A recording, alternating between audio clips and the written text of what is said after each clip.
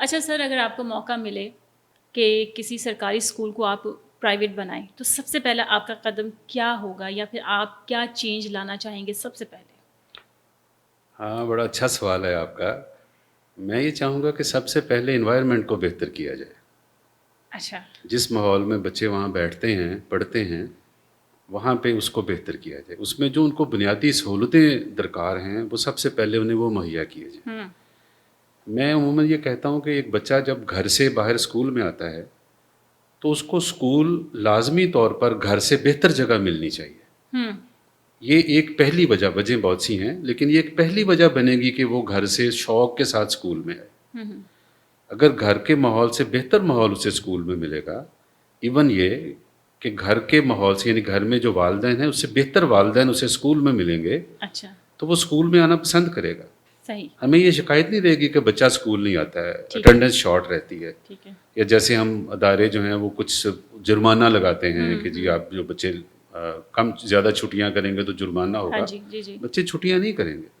تو میں سب سے پہلا کام یہ پسند کروں گا کہ اس کے انوائرمنٹ کو اچھا کیا جائے. آپ کو لگتا ہے کہ پرائیویٹ اسکولس کا جو انوائرمنٹ ہے وہ ٹھیک ہے، بہتر ہے؟ یقیناً بہتر ہے، وہ سر یقیناً ایکسپلین بہتر ہے. کیجیے کیسے. ہاں، پہلی بات تو یہ کہ اس میں لفظ ہی پرائیویٹ آ گیا. ہاں. پرائیویٹ چیز جو ہے وہ اسی وقت ہی چل سکتی ہے، اسی وقت ہی وہ کامیاب ہو سکتی ہے جب وہ بہتر ہے، جب وہ اچھی ہے، آنے والے لوگ اس کو پسند کریں. اس سے اگلی بات جو ہے وہ مسابقت ہے.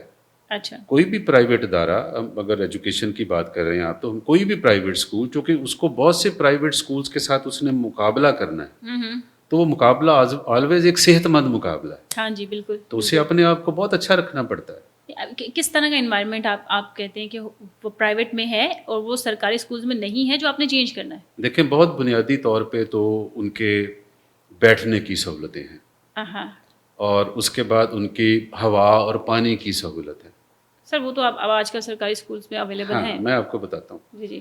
کہ یہ بنیادی سہولتیں ہیں کہ کیا اس کو ٹھنڈا پانی ملتا ہے، کیا اس کو پنکھے کی ہوا ملتی ہے، کیا اس کا کمرہ بیٹھنے کے قابل ہے، اور کیا اس کے کمرے میں اگر 30 بچوں کی تعداد کی ایک جگہ موجود ہے جو اسٹرینتھ ہے. مطلب ڈیفائنڈ ہونی چاہیے، تو کیا وہاں 60 بچے تو نہیں ہیں. یہ ایک بہت بڑا فرق ہے. جیسا آپ نے کہا کہ ہر سرکاری اسکول میں یہ چیزیں تو میسر ہیں، لیکن میں آپ کو بہت یقین کے ساتھ کہہ رہا ہوں کہ یہ شہروں والے سرکاری اسکولوں میں تو یہ چیزیں کسی حد تک موجود ہیں، لیکن جیسے جیسے ہم شہروں سے دور ہوتے جاتے ہیں، ہب سے دور نکلتے ہیں، تو بہت سے اسکول ایسے ملتے ہیں جن میں یہ چیزیں نہیں ہیں.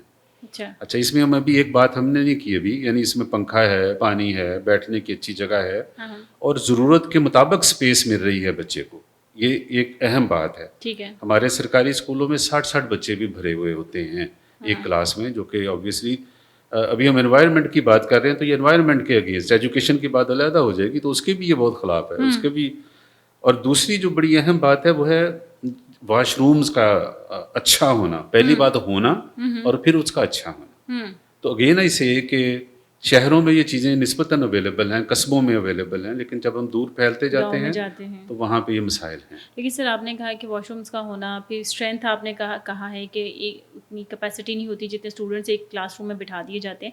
لیکن شاید آپ چونکہ آپ کا 20 سے 25 سال کا تجربہ ہے پرائیویٹ اسکولس کا آپ چلا رہے ہیں، تو آپ کو لگتا ہے کہ آپ نے کوئی ایسا پرائیویٹ اسکول نہیں دیکھا کہ وہاں بھی کیپیسٹی سے زیادہ کلاس میں بچے بیٹھے ہوتے ہیں، وہاں بھی جو ہے وہ واش رومس کے ایشوز ہوتے ہیں، وہاں بھی پانی کے ایشوز ہوتے ہیں؟ ایسا؟ اچھا، آپ یہ بات کرتی ہیں کہ پرائیویٹ اسکولز میں بھی آپ نے ایسا تو ممکن نہیں ہے کہ نہ ہو، ایسا تو ممکن نہیں ہے کہ نہ ہو، لیکن یہ کوئی بہت کہیں کوئی خال ایسی جگہیں ہو سکتی ہیں. ایک بات. دوسری بات اس میں ہم تھوڑا سا آگے چلے جائیں گے اس بات پہ. وہ دوسری بات جو ہے اس کا تعلق اس بات سے ہے کہ بعض ہمارے ہاں ایسے اسکولز ہیں پرائیویٹ سیکٹر میں جو بہت بیس لیول کے پیسے یا فیس لیتے ہیں. مطلب اگر آپ کو یہ کہا جائے کہ کچھ 600-700 روپیہ لے کے بھی کہیں پہ پڑھایا جا رہا ہے، تو ایسی بات جگہ پاسبل ہے. کیونکہ اس کے مقابلے میں آپ کو مطلب میں ایک اندازاً بات کرتا ہوں جو تھوڑا ہوگا، یعنی کچھ 7-8-9 ہزار روپیہ گورنمنٹ ایک بچے پہ خرچ کرتی ہے. گورنمنٹ؟ جی، گورنمنٹ 7-8-9 ہزار روپے ایک بچے پہ خرچ کرتی ہے. اب اس میں کچھ جو مینیجیریل کاسٹ ہیں فلاں یا فلاں، لیکن 6-7-8 ہزار روپیہ کو تھوڑی بہت اونچ نیچ ہو سکتی ہے، لیکن یہ 3-4 ہزار نہیں ہے. تو اتنے پیسے گورنمنٹ ایک بچے پہ خرچ کرتی ہے.